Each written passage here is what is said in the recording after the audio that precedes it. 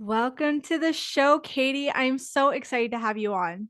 Oh my gosh, thank you so much for having me. I feel like this conversation, we've always talked about connecting. So for us to do it in this way, I'm so excited. Yeah, no, we've been running in each other's circles for a while, and I know I've been checking out what you're always up to.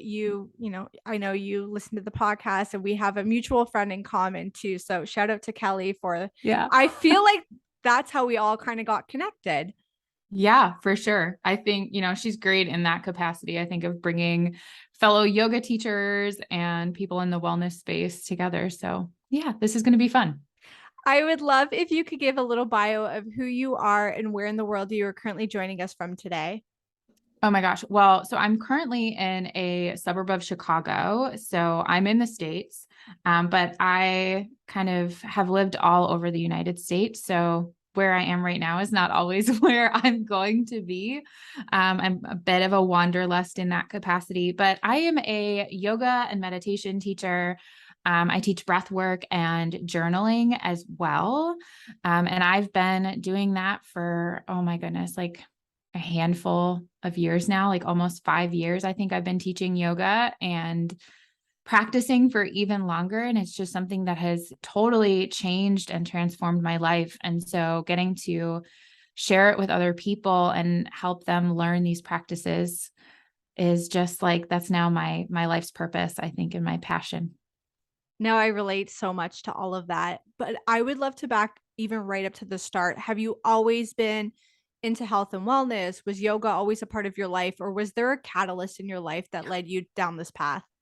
Oh my gosh, no. So I was the child, like I did dance as a kid, but I only did it until my friends were no longer doing it. So when they stopped, I stopped. I was very shy and kind of afraid to do that. But I had, and I can't say either that I had an interest in health and wellness for a long time until I started finding my own health answers were not getting answered in the more traditional capacities. And I started having to go down these avenues myself. But with yoga, so I used to work in the music industry. My background is in music. I went to college for music and making it in the music industry, even not as a musician, I was on the business side, was so stressful. And we're always working multiple jobs. I was so stressed out. I was burning the candle at both ends. And finally, a friend of mine suggested that I try yoga. And she's like, just try. Maybe it'll help. Maybe you'll enjoy it. And so I tried these 20-minute yogadownload.com classes. And like this was in 2007, 2008. And it was just an audio, almost like essentially like a podcast class with a visual PDF download pose guide. And that was how I learned yoga for about the first 9 months, I would say, that I practiced. And I fell asleep in Shavasana every single time. And like as a yoga teacher now, like we kind of joke about the fact that like, while the goal is not for you to fall asleep in Shavasana, if you are falling asleep in Shavasana, I'm not going to wake you up because it's a good sign that your body needs that rest and that you're probably not getting enough rest. So as I learned more and more about yoga, I was like, oh my gosh, my body is so exhausted. My mind is so exhausted. And so that was really the catalyst of me like practicing yoga. And then I started going to a studio once I felt like I was confident enough to go to a studio, which of course, like as a teacher, we know that's not a thing. You don't need to like know a certain amount of yoga to go to a yoga class. But at the time I didn't know that. I felt like I needed more confidence to show up.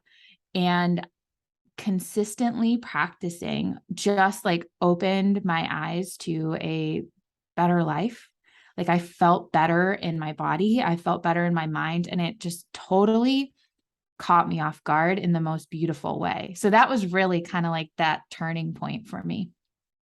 I love that. And I feel like I resonate so much with that. I didn't do the audio version with PDF, and I can only imagine how, for me, like, I feel like even sometimes when someone cues me something and I'm like, what? What does she mean? Like, I have to look at them and see what they're doing. Like, that would have been such dedication to doing it. And I was the same way. I didn't want to go into a studio until I felt like I knew a lot of the poses or at least understood what the teacher was saying. But Mhm. it's funny because as a teacher myself now, if someone says that to me, I always say, yogis are like the most like they just don't care. Nobody cares what you look like. Nobody cares if you can't do a pose. Nobody cares if you're watching the teacher, you're just sitting there in child's pose because you're just overwhelmed. Like they're the most relaxed people in the entire world. Like just go to a studio and just see what it's all about. But I also do really love the online space too for that reason. And not everybody can get to a studio or can afford it. And I think it's an incredible way for people to be able to practice yoga in the comfort of their home or, just to start their own journeys.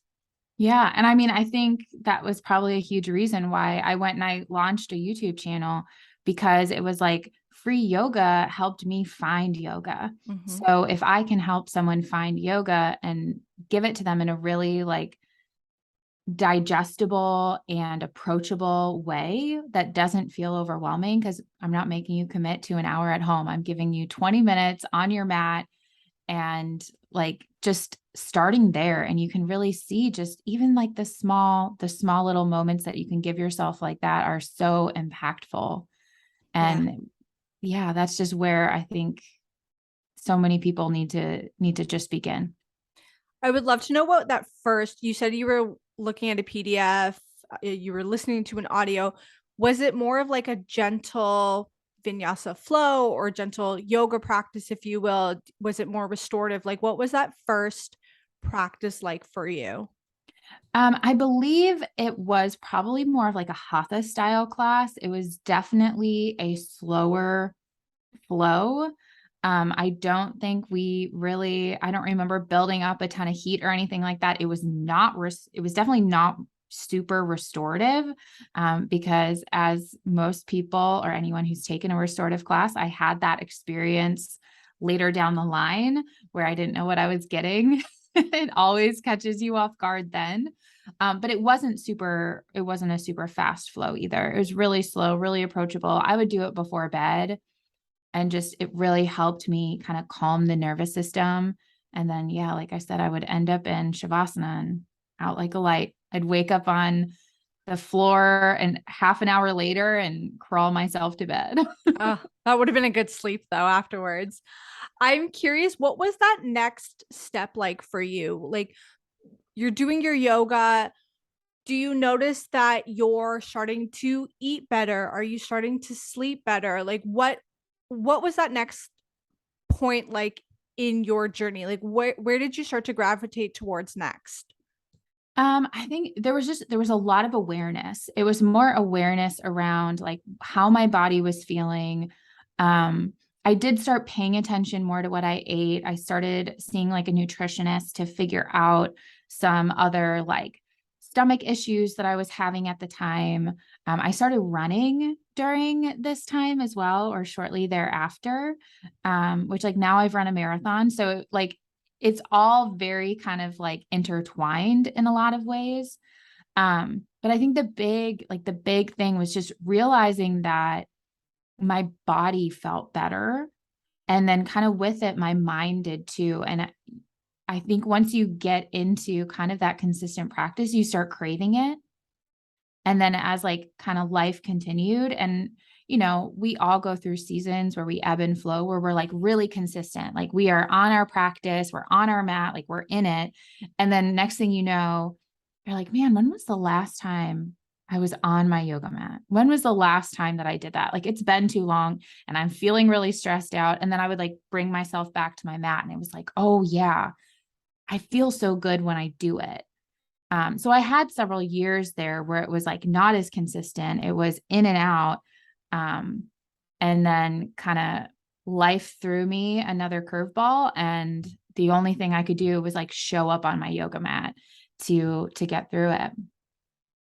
No, I think it's such an incredible practice. And I think I never have a problem with people getting into yoga for the physical side of things because that's how I got into it as well. But it's just like it's such a plot twist when you get so much more out of it. Like, yes, I love the physical part of a yoga practice, but it's more like the feeling of being grounded and centered that it personally gives myself. And that's I think what I crave, and that's why I go back to the mat again and again. I'm curious, where did meditation come for you in your journey? Was it something that you kind of picked up right away as you're starting your yoga journey, or did it come later on? And what was that like? Were you listening to a podcast? Was it during your teacher training? Like, where was that point of introduction to meditation in your journey? So meditation probably came in like 6 or 7 years ago. It was a long time between when I had started practicing yoga and the introduction of meditation because, it's not to say that I hadn't tried it prior, but like so many people often say is like they tried meditation and they can't do it because they can't stop the thoughts in their head. So, at the time I was like, I can't stop the thoughts in my head. There's too many coming. Um, but I was in a season of such intense anxiety at the time. And I had brought myself to go see a therapist and I was trying to work through it with her. And she knew how much I loved meditation or knew how much I loved yoga. And she's like, have you tried meditation? And I kind of told her, like, maybe here and there, but like not really, like not outside of like Shavasana, really, because I can't stop my mind. And she encouraged me to try it. And so I like committed to 30 days of meditation because I was like, if she's saying this might help me, I'm going to give it a try and I'm going to go all in. And I may have done some guided meditations. She had suggested an app for me to try. It was called Stop, Think, Breathe, or something like that. And they had a meditation timer. So you could set it for 5, 8, 10 minutes longer. Or you could go through one of their guided meditations. And so I kind of did a combination of both.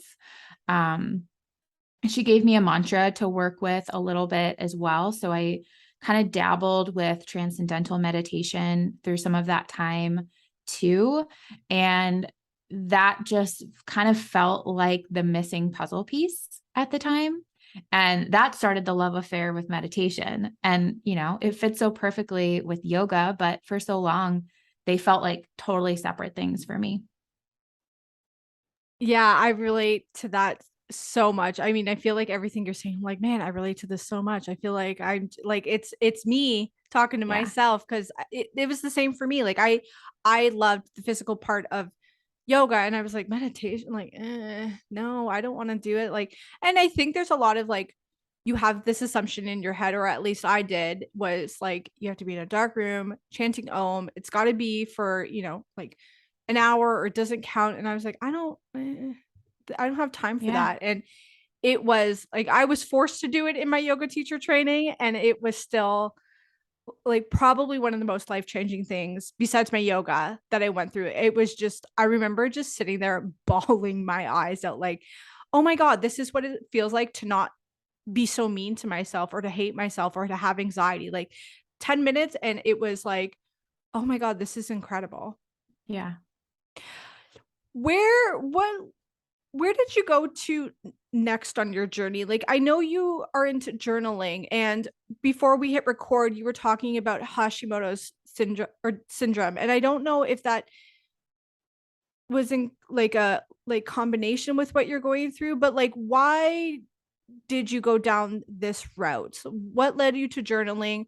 What other health and wellness practices do you do in your life that help contribute to like a holistic living or to combating Hashimoto's, or at least learning to live with it, if you're willing to talk about that?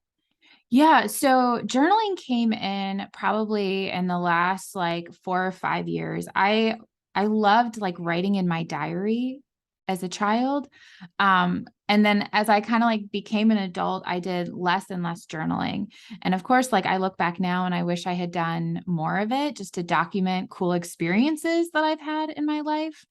But I had started by dabbling just with like gratitude journaling through that season of anxiety. That was really when I also like committed to gratitude journaling. And if at the end of the day, I could write down 3 to 5 things from that day I was grateful for. And some days, if the only thing I could write down was like, I still had my breath, then that still felt like a win. And so it really started from there. And it has also had its seasons of being consistent, of not being as consistent. And then I notice when I'm not doing it, I definitely like, I feel that in my mind. Um, and it, it continues to transform in different ways. Some days I journal in the morning and not at night. Sometimes I journal at night, not in the morning. Sometimes I do both. Right now, I'm in a season really consistently where I'm journaling out my intention every single morning, and I'm writing out my gratitude, or just kind of like free writing on an aspect of my day or something that I'm feeling. And that has been a really special practice for me. And I find that it's such a benefit to my mental health. And to write on that intention, I find to just be like so powerful and kind of gives me focus for my day and the actions that I make. And it's all a part of my wellness routine. So when you say you write out your intention, just if somebody's listening to this and they're like, I would love to do this, but like I don't even know where to start. Are you writing like I intend for my day to be full of ease and prosperity, or is it more in depth, or is it just like like an I am statement? What does that intention look like if somebody's like, "Hey, this sounds really cool, but like what does it mean? Where do I start?" So I always do my meditation first. And sometimes within that meditation, I hear this little like voice, like a little bubble up of, I really need to work on being present, or whatever. Like I hear that little like nudge. And I mean, you're into human design. I don't know if this is related to my human design, that I have that ability to kind of tune in and hear that. But then I write whatever comes out on the page. And it's not so much something that I am super aware of, except for that little voice or that little nudge that's telling me.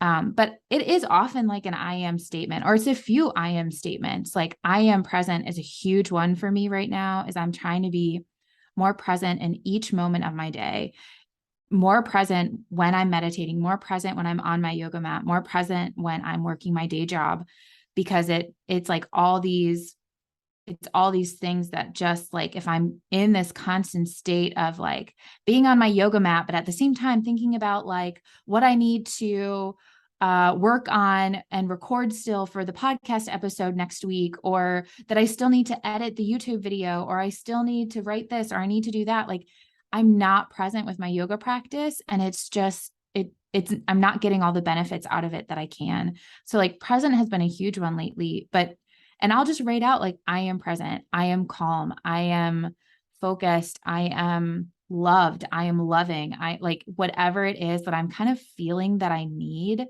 And I don't think about it. Like I don't let myself really try and like get the ego in the way of it. What is it that I'm hearing and that I need and the first thing that comes to mind, I just write it. If someone was starting out on their quote unquote like journaling journey, where do you think is the best way for someone to start? Is it a gratitude journal like list? Is it 3 to 5 things like you were saying? Is it simply just set a timer for 5 minutes and see what comes out? Because I feel like most things in the health and wellness field, people just get super overwhelmed and they think somebody else is journaling for an hour in their morning. I don't have that time, so I shouldn't even begin or start. Like, what are some tangible tips for somebody, in your opinion, to start a journaling a journey? Yeah. I mean, you named a few of them. I would say, like, first and foremost, gratitude journaling is such an easy place to start. I highly encourage that people do it from moments from that specific day. So if you're doing it, and like you could do this in the morning, some people talk about gratitude journaling in the morning from things from your previous day. My memory is not that good. I will forget by the next morning. But I feel like if I do that at night, I'm also more aware during the day of the little moments that like brought me joy. So I can like, you know, be pulling out my journal before I go to bed, and I can be thinking about this conversation, and I can be like, oh man, I had such a great conversation with Meghan today. I am so grateful that we finally got to like connect and do this. And like, I can feel that joy like bubble back up in my body. And I can do that from like other moments in my day. It could be like, oh, my dog walks so well. And you can tap back into that, where if you were to look back on that list, when you're having maybe a harder day and a harder day to pull up those moments of joy, I could look back on my list from today and I could be like, oh yeah, I remember that conversation, or I remember that moment. And you can kind of tap back into that. So gratitude journaling is a great place. Also, using like journal prompts is a super great place to start. Um, I think like, because you can take that journal prompt and it could be a question that is super simple. Um, and it's just supposed to help kind of get the wheels turning. So if you are looking at your blank page on your notebook, that can be so intimidating sometimes that you're just like, I don't know what to write. I don't know where to start. And so if someone is giving you a journal prompt, you can write on that. And then you might keep writing and writing. And next thing you know, you are writing about something totally unrelated to whatever that prompt is, but it got the wheels turning and it kind of started to break that barrier.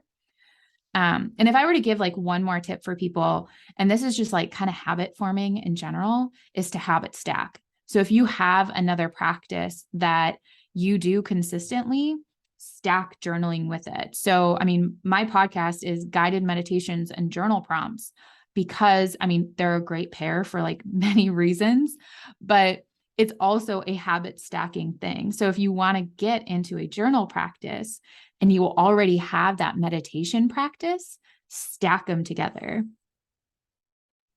I want to, at the end of this, send everybody to check out your podcast and everything that you're doing. But if somebody right now is like, oh, that sounds really cool, because that's how I feel like I do really well with journaling, is somebody is like, write this out, or like, what is a limiting belief that you have, and like write it out. Like, I do well with prompts. Are there even like three journal prompts that you have noticed again and again that have worked really well for you or your clients, or that have been like super transformative for you or your clients? I mean, three things that you're grateful for is like an easy prompt. And for me, that has been totally life changing. Cause like I said, even in like those really heavy and dark seasons, um, if the only thing I can focus on that was really good that day is the fact that I'm still breathing, I can really connect to that. Um, I would say also, limiting beliefs is a good one. It is like, what am I noticing? And also like, if you are feeling anxiety, you're feeling fear, like where are you feeling that in your body? That can be a really good one. I just even just like, what am I feeling in this moment? And then diving into that. And that could be then take you to, where am I feeling this in my body? But like, what am I feeling in this moment? What is it bringing up? What is the story that I am telling myself around X, Y, or Z thing that's going on? And just like seeing where those can take you. Yeah, it like you said it a few times, it's this idea of awareness, I think, that keeps coming out and keeps coming to play, right? Like sometimes you write something and something totally different comes out. But for me, even, it's, I notice if someone says something that triggers me, I'm like, there's room for improvement here. Like, I really need to sit down and either journal this out or talk it out. And like, why is this thing triggering me so much? Is there a belief that I have around it? Or yeah, just like why is this triggering me as much as it is? Because there's a lot of things out there that people will say to me, and if I don't believe it to be true or it doesn't resonate with me, like, it doesn't phase me in the least bit. But if somebody says something and it's like I get defensive, or like I start having all these thoughts, it's like that's a really good place, I think, to start, as far as like, what are your beliefs around this and what is it that is upsetting you so much? Yeah. Well, and I mean, it's yoga. Like at the end of the day, this like journaling is yoga because it's that idea of svadhyaya, it's self-study. Mm-hmm. And so like journaling gives us that opportunity to kind of discover things that we didn't even necessarily realize like consciously. And journaling helps kind of like bring it up to the surface.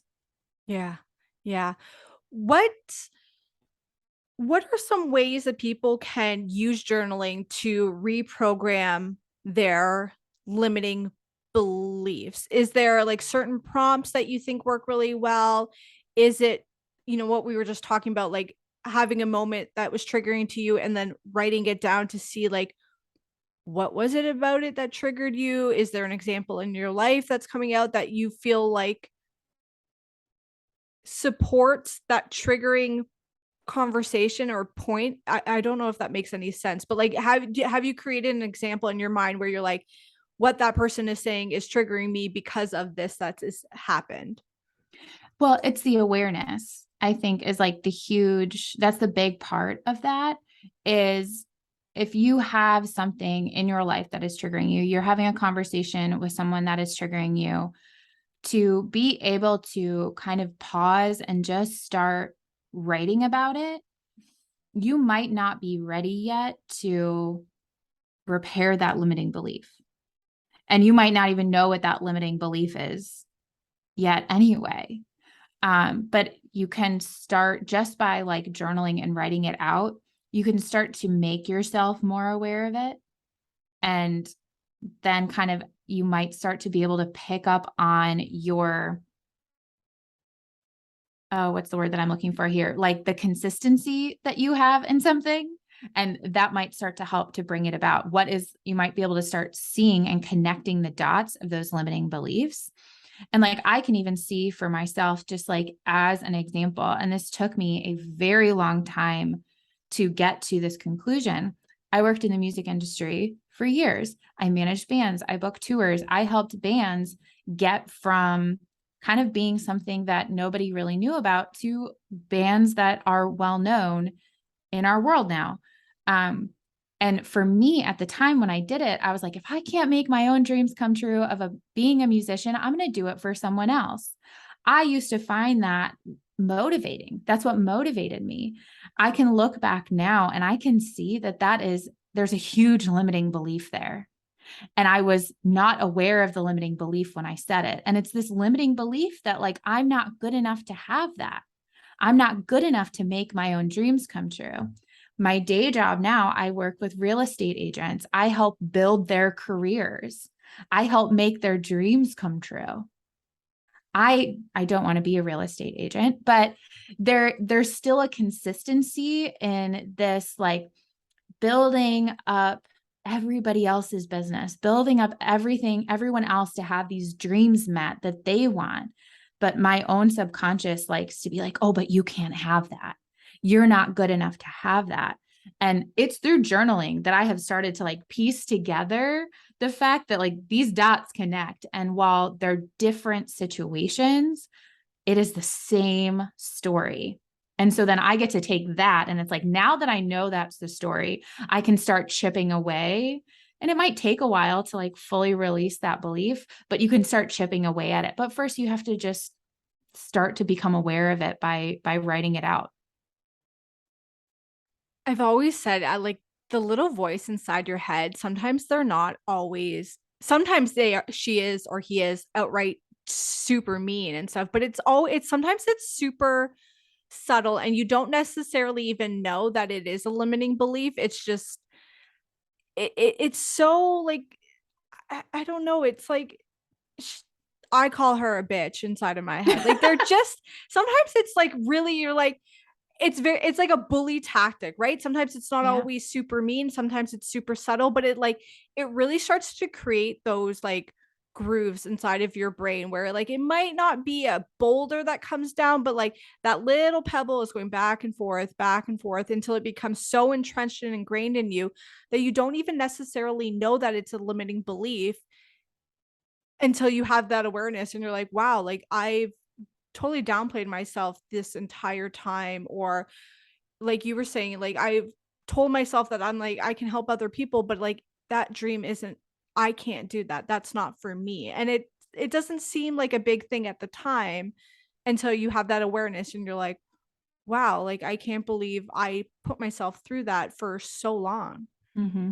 Yeah, I call her my Regina George, my inner Regina George. So like my inner mean girl. Yeah, yeah, yeah. Because yeah, like those voices aren't always super kind, but it can be a tough realization when we finally realize that like that is a Mhm. separate thought process that does not have to be our own.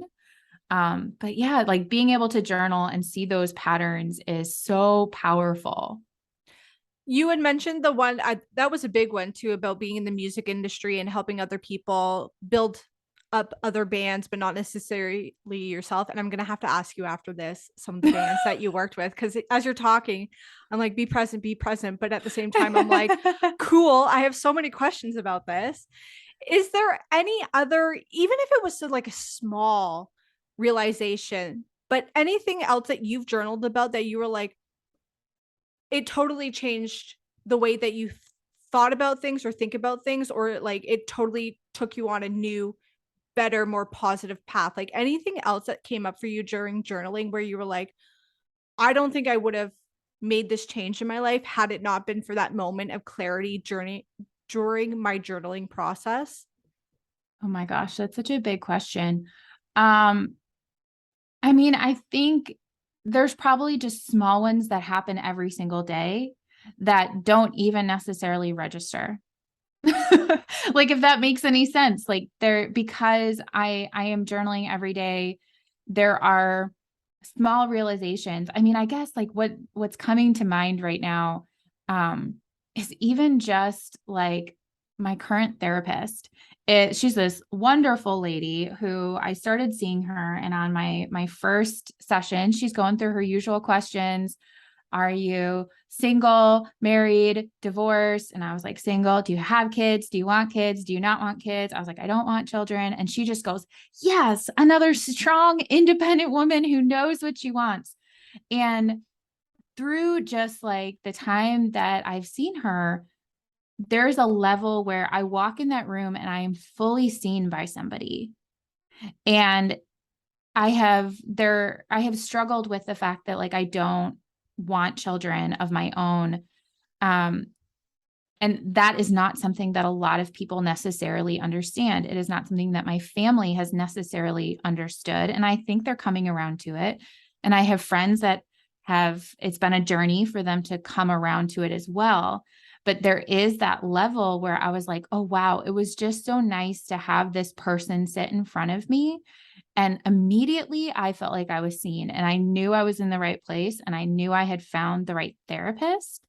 Um, but I don't know that I would have realized that necessarily if it weren't for the fact that like I had journaled on all sorts of different things prior of realizing that I just didn't always feel seen by people or understood by people because some of the things that I want for myself and my life are out of kind of society's norm. I feel like this is a PSA for anybody out there who talks to literally anybody, couples, singles. I've become much more aware of how sensitive the kid topic can be for a lot of people. Like you said, there are a lot of people, as soon as you get married or you're in a relationship, it's like, oh, when are you having kids? And I feel like it's just something that's so ingrained into society.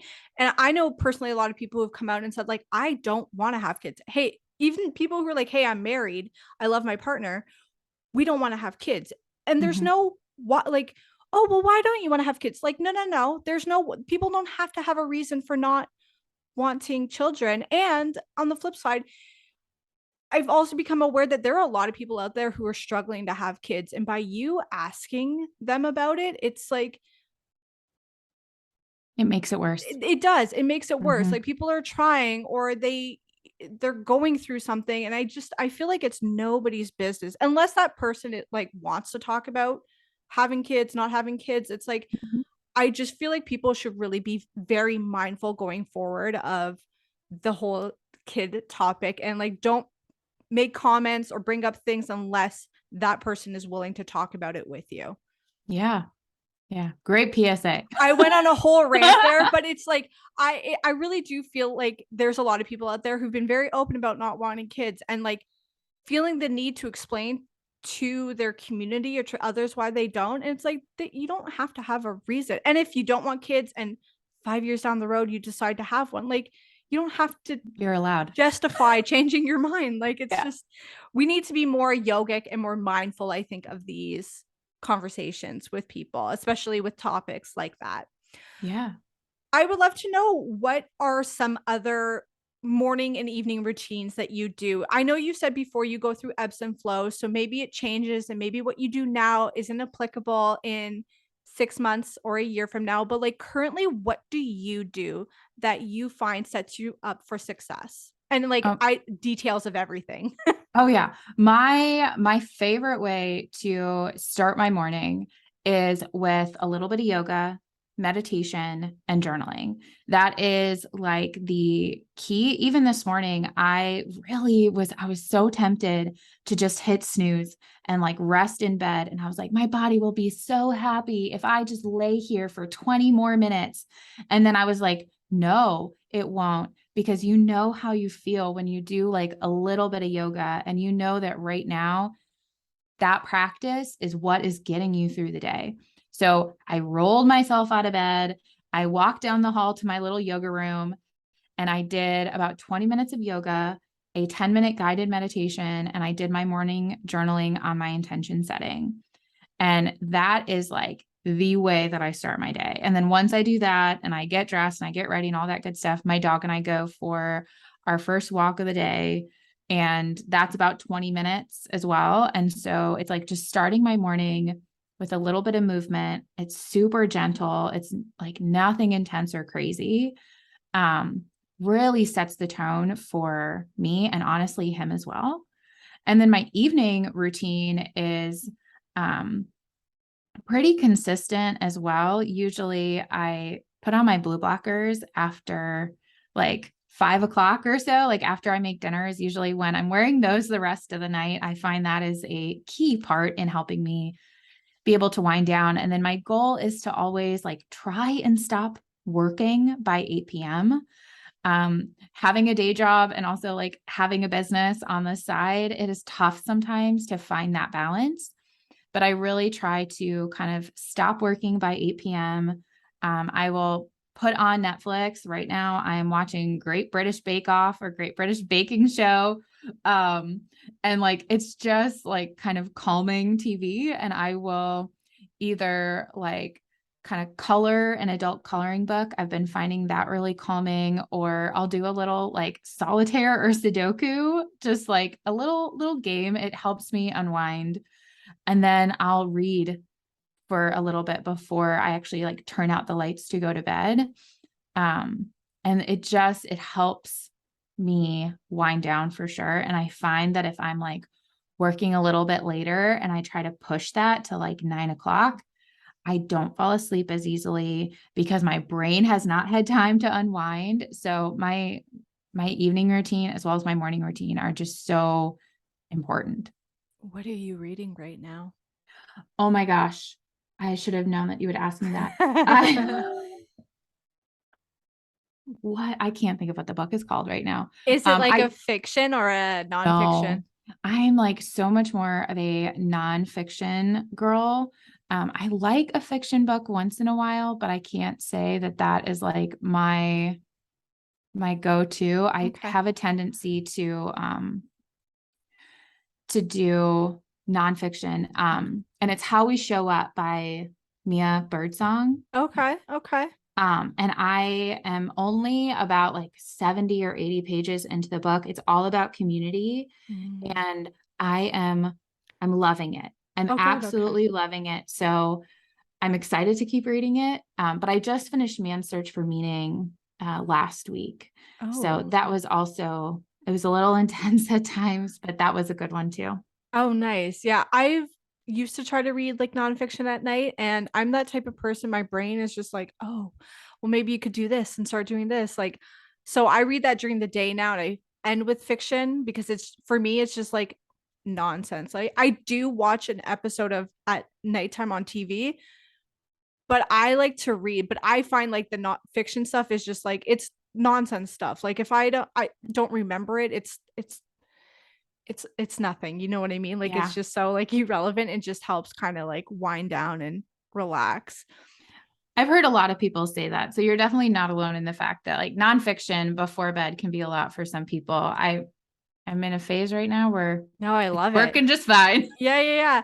I love your routines. Is there anything that you do even weekly or monthly that you find really helps you on your health and wellness journey? You had mentioned therapy. Is there anything else that you do that you find supports you for like your health and wellness and to being the best version of yourself? Yeah, I love to also incorporate like sauna time.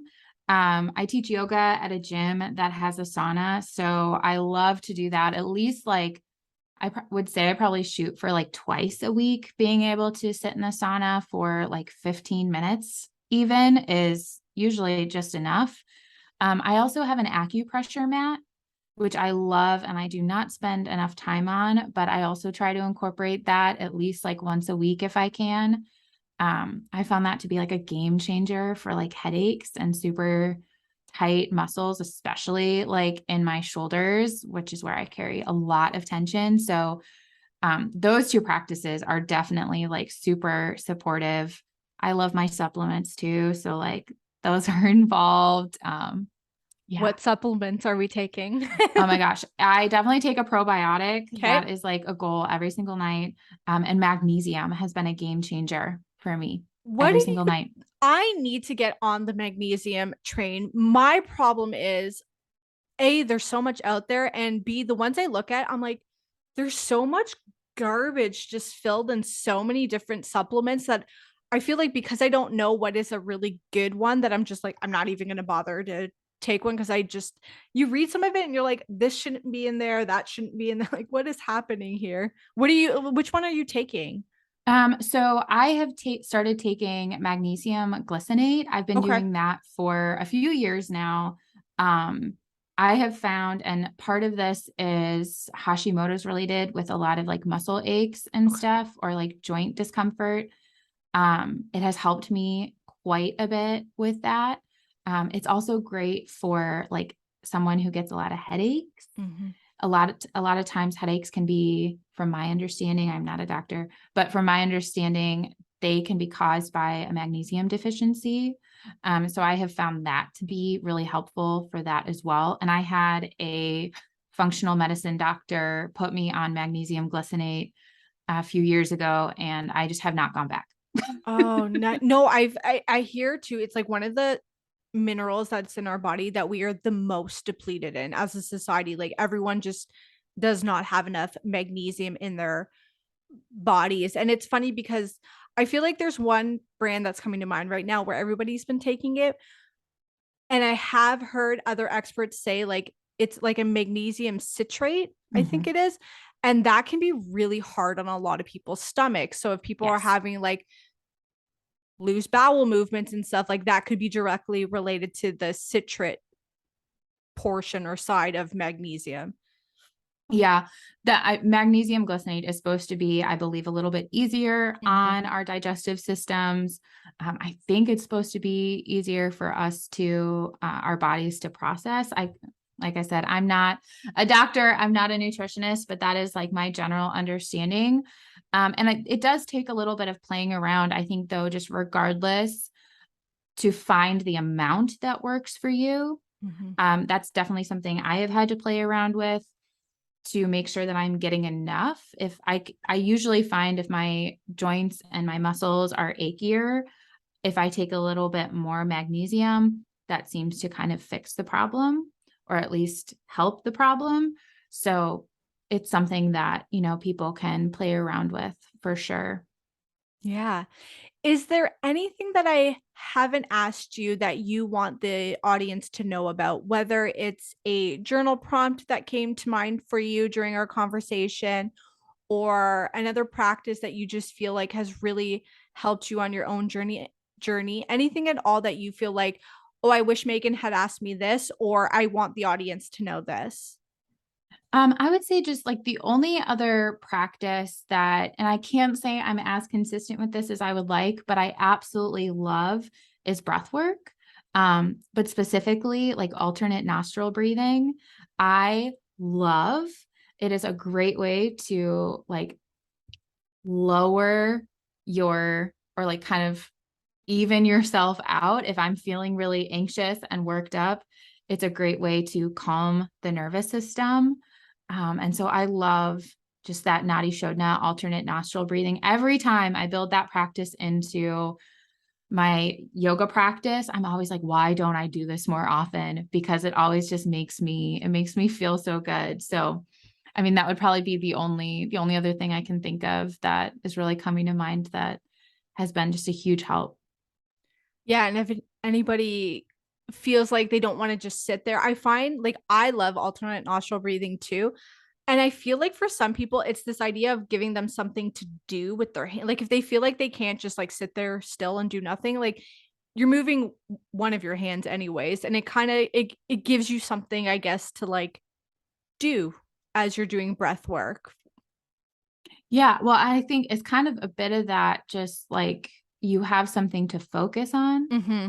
Yeah. that isn't just, I think sometimes with breath work, people can get a little caught up in if it's an energizing breath work and, you know, the pace is a little bit quicker. Sometimes I think that can make you a little bit anxious. I think sometimes if there's longer holds, like if you're breathing in for a count, holding for a count, exhaling for a count, like holding at the bottom for a count for like a square breath, even I sometimes find that to be a little bit anxiety producing depending on where I'm at that day, because it's like I'm at the bottom of the breath and I'm like, can I keep holding this? I have two more counts. Can I keep holding this?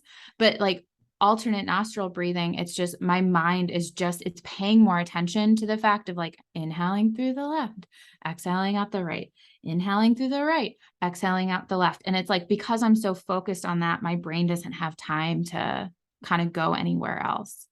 Yeah. So like me and me, so that's probably like all part of it, right? Yeah. No, you've inspired me to start doing that a little bit more. It's not one that I do often, but it's like you just said, when I do it, I'm like, man, this feels really good. I should do this more often. Yeah. Before I let you go and send everybody over to check you out, is there, and you had already given me one, so I'm going to ask you for one more recommendation, but a book, podcast, or resource that has brought you incredible value that you want to let the audience know about? Um, oh my goodness. I know that this question is coming, and yet my brain was like, You're like, I can't wait, remember. what? Um, I'm trying to think like what I have read recently that was like a total game changer. It is a little unfair of me because you did give a solid book recommendation, and I'm putting you It was on the a great spot book. with It was a another great one. book. You know what? I will say in the flow, this is not related to yoga, but in the flow, what is it? Is that by Elisa Vitti? Okay. Which is she talks a lot about women's hormonal health. Mm, And I have found that to be a great resource and like starting to learn around this idea of like cycle syncing. okay. Totally something we have not talked about today. But that was a really good book that has kind of been just opening my eyes a little bit more to another side of my health that I can dive into. Yeah. Katie, this has been an incredible conversation. If people want to check you out online, if they want to try out your podcast, your journaling prompts, your meditations, where can everybody go and find you? Yeah, well, the podcast is the Soul Connection podcast. It is guided meditations and journaling prompts. Those come out every single Monday. And then on Fridays on YouTube, you can just go to Katie Arnold Yoga on YouTube.